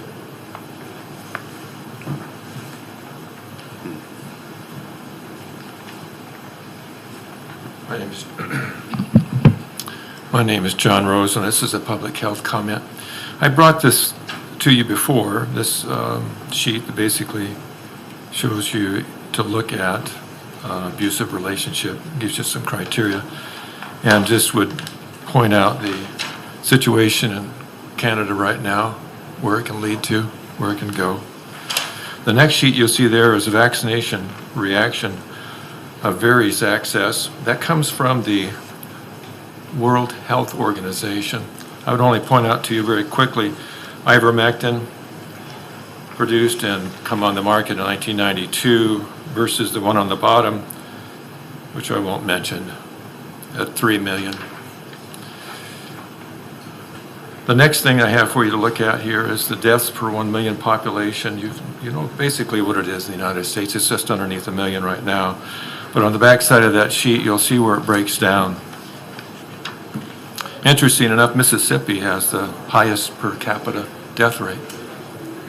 Who would figure that one? And you'll see down on the list there, number 20 is South Dakota, Florida, number 17.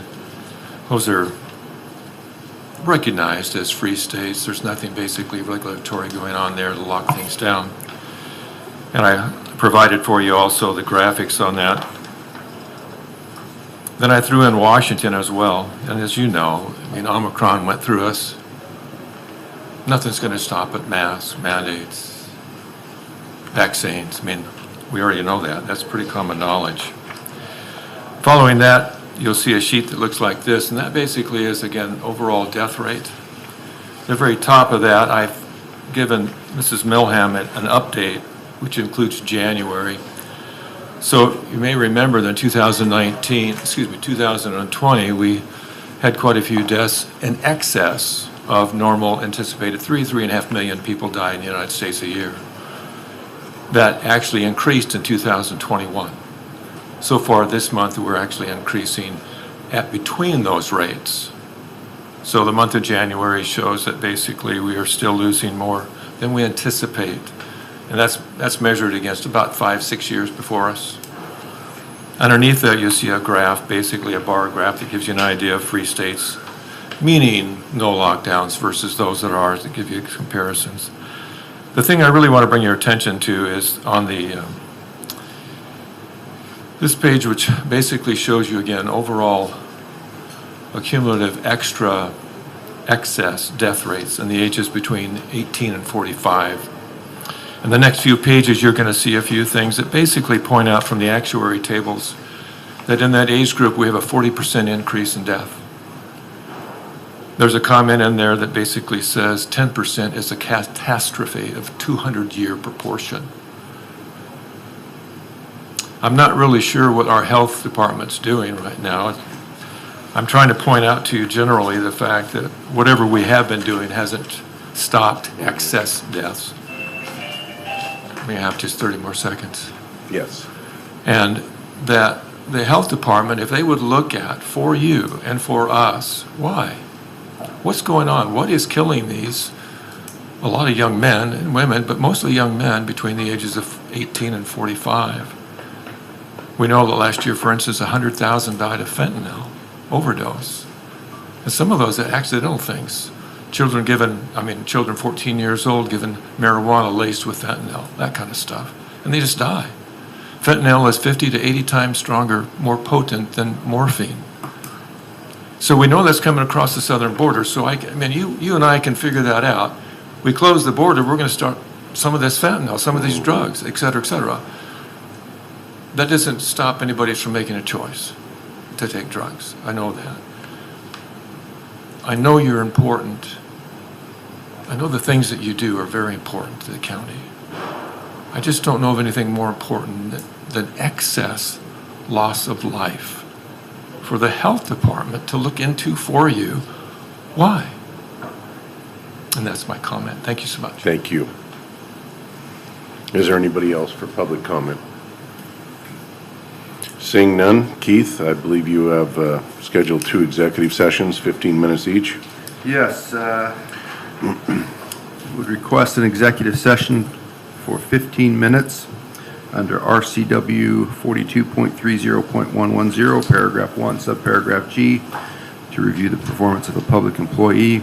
Would ask that the members of the board, myself, and the HR director be allowed to participate in that executive session. And I will ask for a decision in public after that executive session. Okay, with that, we'll move into executive session. 15 minutes.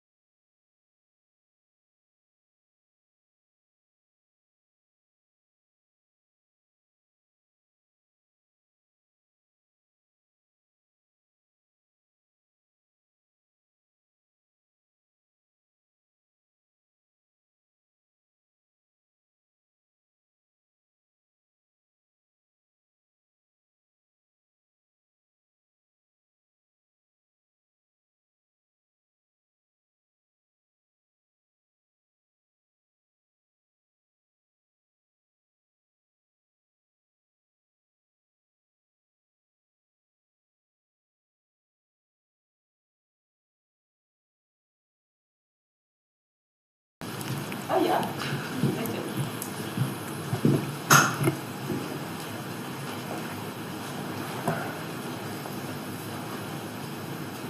We good? Okay, we've come out of executive session, we're back into regular session, and I believe there's an action item to take place. Move for approval of the personnel action form for employee last name Medelez, Medelez, as requested, and further authorize signatures to effect that change. Second. There's been a motion and a second. Is there any discussion? Hearing none, all in favor say aye. Aye. Aye. Aye. But next, we move into another executive session. Keith? Yes, I would like an executive session under RCW 42.30.110, paragraph 1, subparagraph G, to review application for public employment for up to 15 minutes. I will ask probably for a action in public session at the end of the meeting. We may come out early. Oh, I'm sorry, thank you. Yes, ask the members of the board, myself, the clerk, and the HR director to be able to participate.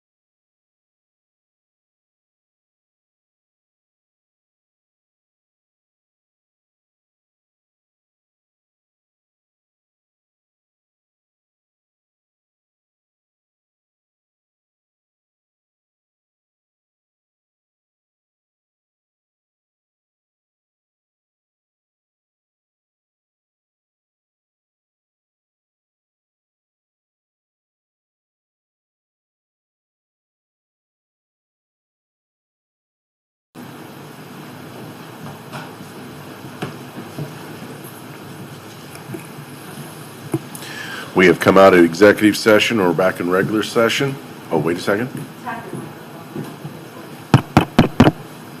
We've come out of, it's on, it says it's on. Testing. Want to make it? We've come out of executive session, we're back in regular session, and we need an action. As a follow-on to our executive session, I move for approval of personnel action form for Mr. Craig Erdman and authorize appropriate signatures to affect that action form. Second. There's been a motion and a second for an action form for Craig Erdman. All in favor, say aye. Aye. Aye. Congratulations, Craig. Thank you. Keep up the good work. This is the end. All right. So with that, is there any other business for the good of the county?